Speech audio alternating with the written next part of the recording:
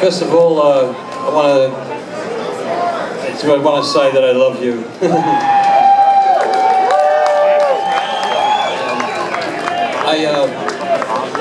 I want to say a few words about John Bonham.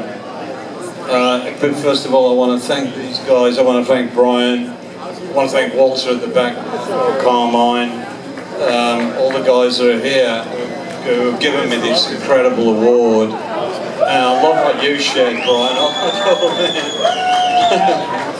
And I'm really honoured that this is coming to pass for me. You know, I've been playing drums since I was about 5 years old, and I'm 65 now. So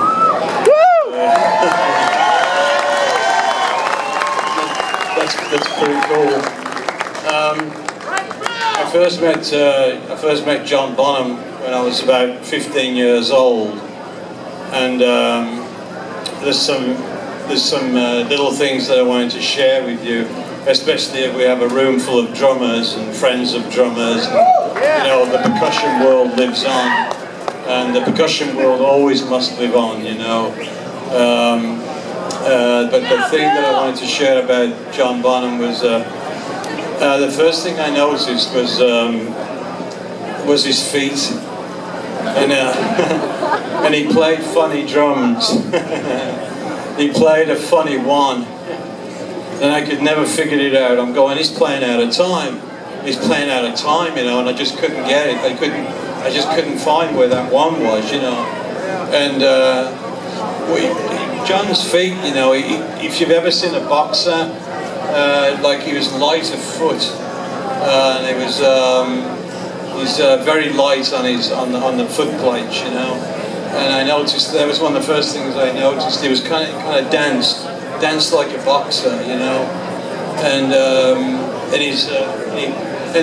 what he did with the bass drum was just so incredible. You know, I see John as the guy who brought all the swing out of the past and a lot of the things out of the past, and was one of the most well-known drummers of that era that really brought it into rock and roll as we know rock and roll today. You know, so a lot of us old-timers, I know that we were influenced by, you know, Buddy or Gene Cooper in my particular case, but you know, it all came back to where it was at in the mid-60s, and Bonham was outstanding in a lot of that bass drum work. I'll tell you a little story about when we were about 16 years old, and John and I played in different bands, and he used to test his bass drums, and I used to go up there with him. I'd go up to the club wherever we were going to play, and I'd have my bass drum and he'd have his bass drum, and he'd say, "Now listen," he said, "just stand about 10 feet away from the bass drum. I want to know if it kicks you in the stomach." And so there's his bass drum right there, you know, and he's yelling at me and everything in that way that he had about him. And so I'm standing there about 10 feet away from the bass drum, and he kicked it, and I felt a punch in my gut, man, that I'll never forget. And that's what it was like standing in front of John Bonham's bass drum when he kicked that thing, man. Yeah! That's when he was 16 years old.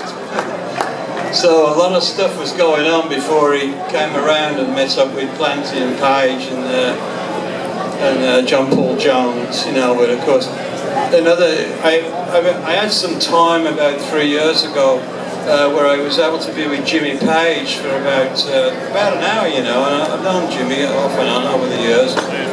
And I says to Jimmy, there was one time when John had come to the studios and he was playing my double bass drum kit. And as Brian had said earlier, you know, I kind of went into a lot of drums, and Bonham would always say, "Well, how come you need so many drums?" You know, and I'd be like, "Well, I like to play a lot of drums if it's okay with you, you know, you don't mind, you know, fucking, you know, you play what you want to play and I'll play what I want to play." But so he gets behind my double bass drum kit, and it was scary. It was so scary. And when I was in the car with Jimmy, I was saying that when he was playing those bass drums like he did, and I know a lot of the guys up here tonight. I mean, Gene Hoglan, man, is just one of my ace guys, you know. But what I wanted to say was that he started to put it together. He put his traps in and and he started to groove, and he started to put it together, putting it together. And I thought, oh my God, and all these different notes that he was playing, independence.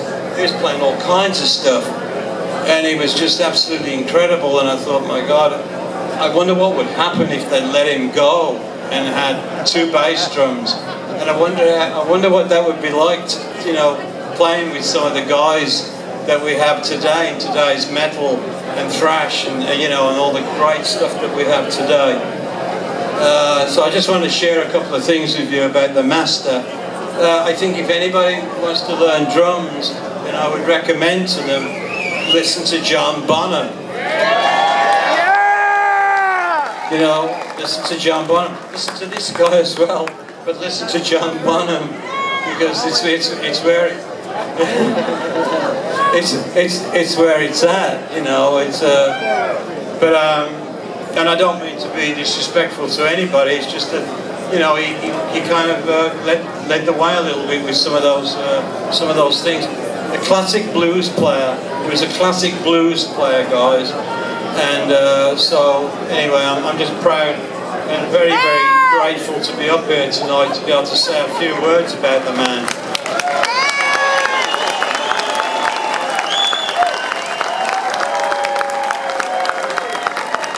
I wanted to thank you. Scott, can you hear them? Can you hear them? I wanted to finish by saying that I believe in drummers. I'm having the time of my life as I've gotten older. I have a number of drummers who are friends of mine, multiple indie drummers, and I love watching them. I love watching what they're doing. I love all the new music that's about today, and there's so much great stuff going on, and the drummers need to be applauded for where their discoveries are going. If you're young in drumming, make mistakes, try to overcome your fears. If you're on stage and you miss that cue, don't stay there. For God's sake, move on to the next bar. Don't get hung up there, man. That's a lousy place to be in front of 50,000 people, and you're hung up on what you did 5 bars ago. It's a shit place. I stand for the student. I stand for the students. I stand for all the kids that are learning to play drums. And I stand for them in every single way. And I'm very careful when I'm talking to the students to make sure that when I'm sharing about this stuff, that they have to look after their livelihood very carefully. They have to take care of it contractually, very carefully. The drummer has to take care of himself. And I stand for the young man or the young woman right now that's trying to get, what did John Bonham do? What was that thing that he just did, I stand for you. And I love you very much. I can't say enough about what's going on tonight. Thank you, everybody.